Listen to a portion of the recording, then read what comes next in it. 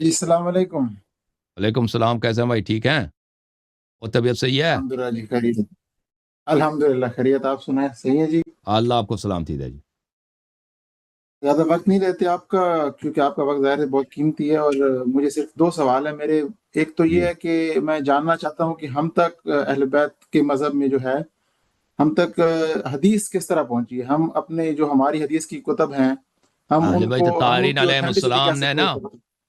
دیکھیں اہل بیت علیہم السلام نے، امام جعفر صادق علیہ الصلاۃ والسلام نے احادیث لکھائیں، ان کے شاگردوں نے احادیث لکھی، اور اس زمانے میں یہ احادیث کے مجموعے جو ان کے شاگردوں نے، ان کے اصحاب نے لکھے تھے، مشہور تھے، ان کے بعد بھی مشہور تھے ان کے۔ اسی طرح امام کاظم علیہ السلام، امام رضا علیہ السلام کے زمانے میں لوگ ان کے احادیث لکھتے تھے، اور جو ان محدثین کے ان کے اصحاب تھے، ان کے وہ اپنے شہروں میں جا کر لوگوں کو احادیث بتاتے تھے، ان کے احادیث کی کافی ہوتی تھی، ٹھیک ہے نا؟ وہ کتابوں کی تعداد ہزاروں کی تعداد میں پہنچ گئے، معتبر کتابیں لوگوں کو پتہ ہے کہ بھئی یہ شخص امام جعفر صادق علیہ السلام نے اس کی کتاب کی تائید کی ہے۔ تو اس طرح یہ کتاب، اور یہ کتابیں بہت ساری ان میں ابھی تک ہمارے دور میں موجود ہیں، اسی زمانے سے موجود ہیں۔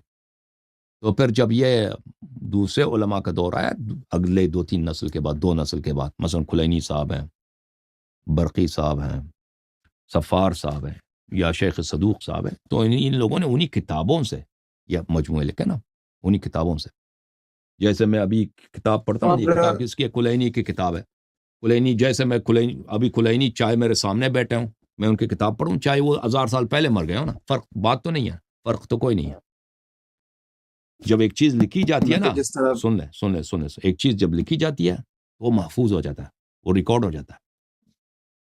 یہ حافظے سے بہت مختلف ہے۔ حافظہ جو ہے نا، آپ کی یادداشت، یہ بھائی یہ محفوظ نہیں رہتی، لیکن جب لکھی جاتی ہے، یہ 10 سال، 20 سال، 100 سال، 1000 سال، یہ وہی لکھائی چینج وہی ہے، یہ لکھائی وہی ہے، چینج نہیں ہوتی، سمجھ میں آئی نا؟ تو جی اس لیے جی عرض یہ ہے کہ جب ابھی جو میں حدیث آپ کو پڑھتا ہوں نا، یہ 1000 سال بھی گزرے ہوں، صرف کوئی فرق، بس 10,000 سال بھی یہی کتاب میں پڑھوں، یہی الفاظ ہوں گے، ٹھیک ہے نا؟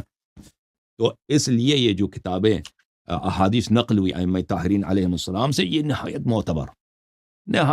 اگر یہ نہ ہوتا تو یہ مذہب ہی جھوٹ ہے نا، اگر اس طرح نہ ہوتا، کیونکہ خود قرآن کہتا ہے کہ تم ظن و گمان کی پیروی نہ کیا کرو، یقین کی پیروی کیا کرو، سن رہے ہیں نا؟ اگر ہم نے ظن و گمان کی پیروی نہیں کرنی، یقین کی پیروی کرنی ہے، اور پورا دین ہی سب کا سب کیا ظن و گمان ہے، جیسے جماعت عمریہ کہتا ہے فلانے نے سنا، فلانے نے وہ اس نے ابو ہریرہ سے سنا، ابو ہریرہ رضی اللہ فرماتے تھے، یہ تو ظن و گمان ہے بھائی، یقین تو کسی کو نہیں ہے کہ اس کو یادداشت صحیح ہے، ہیرا پیری بیچ میں نہیں ہوا، 6-7 واسطے ہیں بھائی، اس نے اپنے دادا سے سنا، دادا نے اپنے پڑوسی سے سنا، یہ تو وہمیات لگتی ہیں، ظن و گمان بھی نہیں، وہمیات لگتی ہے نا، سمجھ میں آئی نا بات آپ کو؟ تو اس لیے اگر انسان عاقل ہو، عقل رکھتا ہو، مذہب عمریہ بالبداہہ باطل ہے، کیونکہ ان میں کوئی معتبر کوئی چیز ہو ہی نہیں، کس چیز کا اعتبار کریں بھائی؟ کوئی اعتبار ہی نہیں ہے۔ تم کہتے ہیں فلانے سے سنا، یہ کوئی، اس سے کوئی کسی کو یقین آتا ہے؟ کبھی رسول صلی اللہ علیہ وسلم نے، قرآن کی آیت نے بتایا کہ یہ طریقہ کار تم اس پہ اعتماد کرو، سن رہے نا؟ قرآن نے تو فرمایا، رسول صلی اللہ علیہ وسلم نے فرمایا کہ تم یقین کی اتباع کرو، ایسے ہی سنی باتوں پہ عمل نہ کرو۔ جی سر بولیں۔ یہ تو جنرل سے ایکسپیریمنٹ بھی میں دیکھتا رہتا ہوں کہ اگر 10 بندے کھڑے کر دیے جائیں تو پہلے کے کان میں کچھ بولو، وہ پیچھے بولتے بولتے آخر پہ چینج ہو جاتا ہے سب کچھ۔ آخر میں کچھ اور تو بن یہ جاتا ہے نا۔ تو جنرل سی بات ہے، آخر پہ بالکل کچھ۔ اور دوسرا میرا سوال یہ